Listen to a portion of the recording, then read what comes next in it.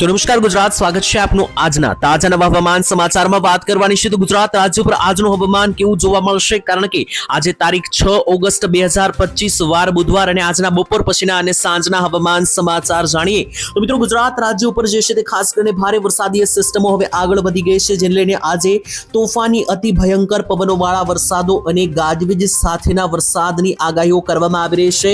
તો મિત્રો ઉત્તરીય ભારતની અંદર ગઈકાલે મોટી દુર્ઘટના બની છે, જેમાં 70 થી વધારે લોકોના મૃત્યુ થયા હોવાના આંકડાઓ સામે આવ્યા, કારણ કે ઉત્તરાખંડની અંદર મિત્રો એક મોટું વાદળ ફાટી જતા ઘરો અને આખી મિત્રો સોસાયટી તણાઈ ગયા હોવાના સમાચાર આવ્યા છે, જેના પણ મિત્રો જે છે તે મિત્રો ખાસ કરીને ફોટો અને વિડીયો જે સામે આવ્યા છે તે અમે તમને આ વિડીયોના માધ્યમથી દેખાડીશું. તેના પહેલા તમને જણાવી દઈએ તો ગુજરાત રાજ્ય નજીક એક મોટી સિસ્ટમ આવતી જોવા મળી રહી છે.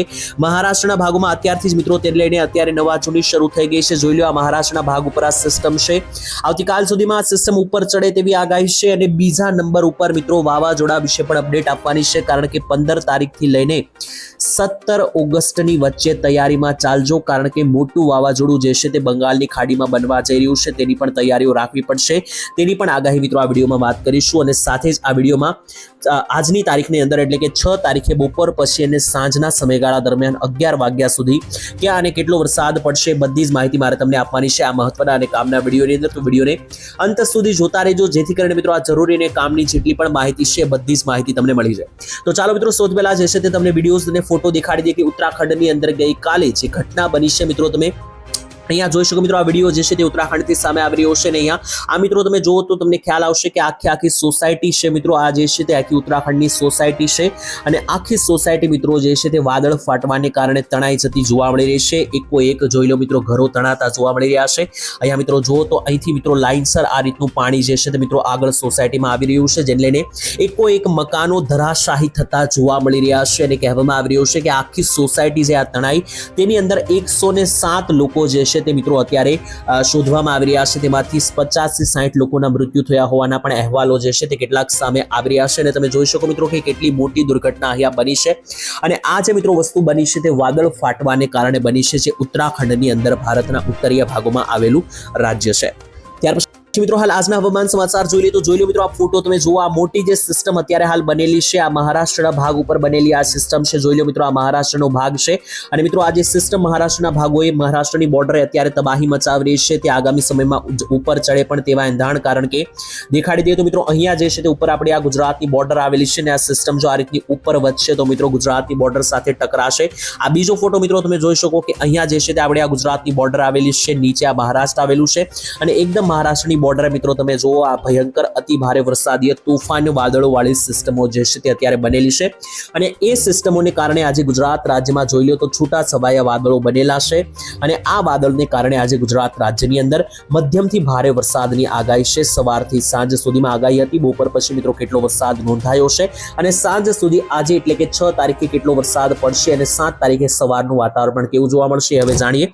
તેના પહેલા જે છે તે મિત્રો એક જરૂરી અને કામની અપડેટ આપણે મેળવવાની છે. અપડેટ છે વાવાઝોડા વિશે, કે જે વાવાઝોડું 15 થી લઈને 20 તારીખની વચ્ચે ગુજરાત રાજ્યમાં તબાહી મચાવવા આવી રહ્યું છે. જી હા મિત્રો, તમે ના સાંભળ્યું હોય તો જણાવી દઈએ કે ગુજરાત રાજ્યની અંદર એક મોટી વાવાઝોડાની સિસ્ટમ જે છે તે 15 તારીખ આસપાસ બનતી જોવા મળી રહેશે બંગાળની ખાડીમાં.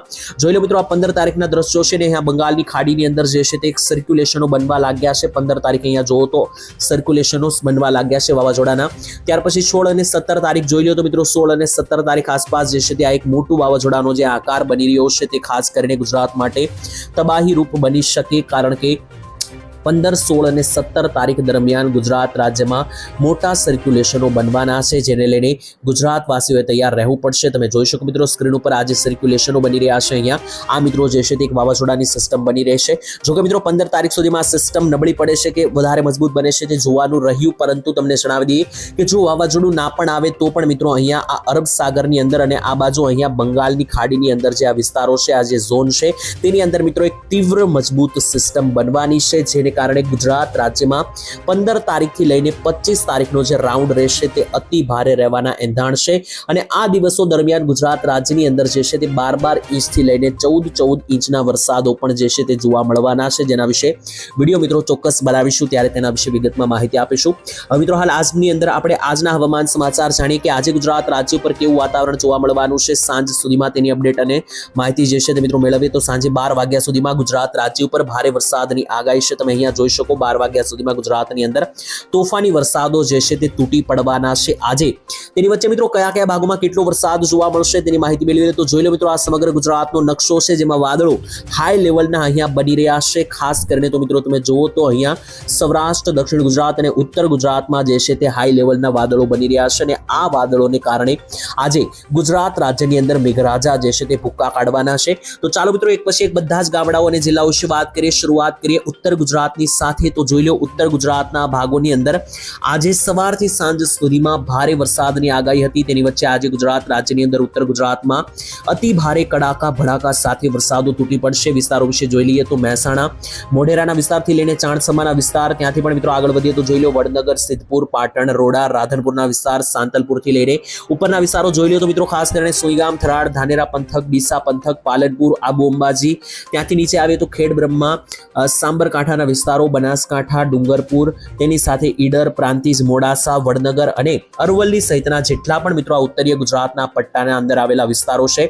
આ બધા વિસ્તારોની અંદર મિત્રો અહીંયા જુઓ તો ચારો દિશા તરફથી જે છે તે વાદળોનો ઘેરાવો અતિ ભારે અને મજબૂત બની રહ્યો છે, જેને લઈને ઉત્તરીય ગુજરાતના વિસ્તારોની અંદર જે છે તે ભારેથી અતિ ભારે વરસાદો જોવા મળશે અને ખાસ કરીને મધ્યમથી હળવા પવનો પણ ફૂંકાવાની આગાહી છે.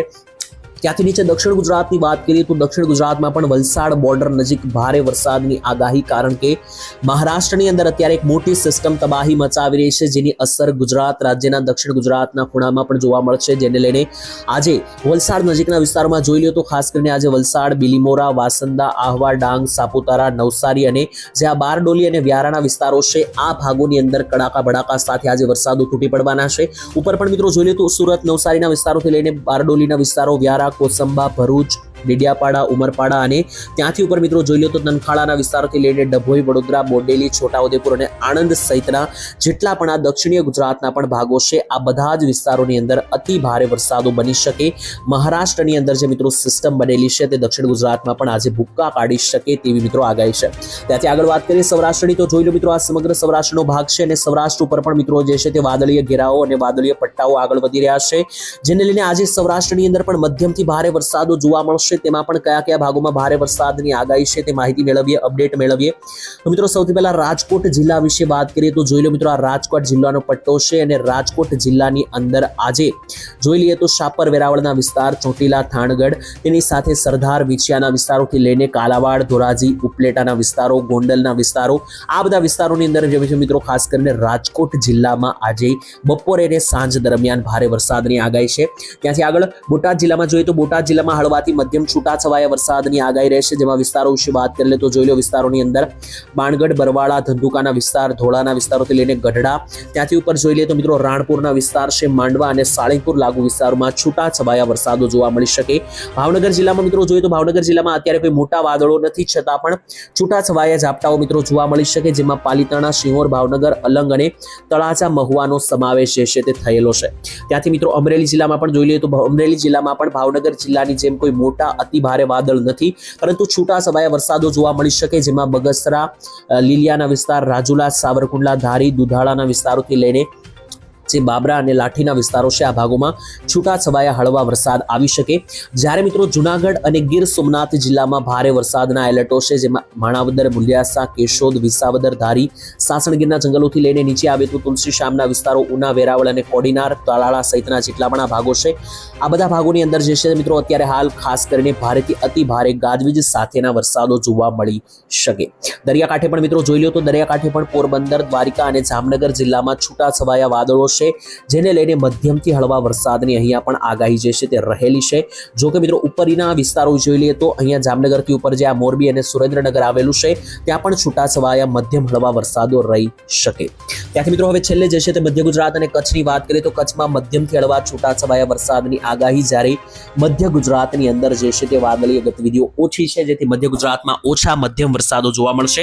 છતાં પણ તમને વિસ્તારો જણાવી આપું તો દાહોદ, ગોધરા, લુણાવાડા, ખેડાના વિસ્તાર, અમદાવાદ, ગાંધીનગરના વિસ્તાર, ધોળકા, નડિયાદ, વિરમગામ, કપડવંજ, બાલાસિનોર, દ્રસ્કોઈ અને બાપુનગર, આ જે મિત્રો વિસ્તારો છે ઉત્તરીય ગુજરાતના ભાગોના, આ ભાગોની અંદર અહીંયા છૂટાછવાયા મધ્યમ વરસાદો, મધરા વરસાદો જે છે તે જોવા મળી શકે તેવી મિત્રો જે છે તે અત્યારે હાલ આગાહીઓ જે છે તે મિત્રો અહીંયા સામે આવી રહી છે મધ્ય ગુજરાતને લઈને.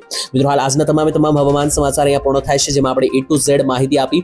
સાથે મિત્રો જે વાવાઝોડાની સિસ્ટમ તમને જણાવી તેની સાથે વરસાદનો એક નવો રાઉન્ડ પણ શરૂ થવા જઈ રહ્યો છે. 15 તારીખથી તેની તૈયારીઓ રાખવી પડશે, જેના વિશે મિત્રો આવનારા વિડીયોની અંદર આપણે વધુમાં ડિટેલમાં વાત કરવાની છે. પરંતુ તે દરેક વિડીયો મેળવવા માટે આ ચેનલ સાથે સબસ્ક્રાઇબ કરીને જોડાઈ જજો. આ વિડીયો મિત્રો તમે કયા ગામથી જોયો તે પણ કોમેન્ટમાં લખીને જણાવી દેજો, અને સાથે જ મિત્રો આ ચેનલ ઉપર પહેલીવાર આવ્યા હોય તો ચેનલને સબસ્ક્રાઇબ કરી દેજો. આવતીકાલે મિત્રો મળીશું એક નવા હવામાન સમાચારમાં. ત્યાં સુધી જે છે મિત્રો હાલ આજ માટે આટલું જ રાખીએ છીએ. રજા આપશો. ધન્યવાદ. જય માતાજી, જય દ્વારકાધીશ.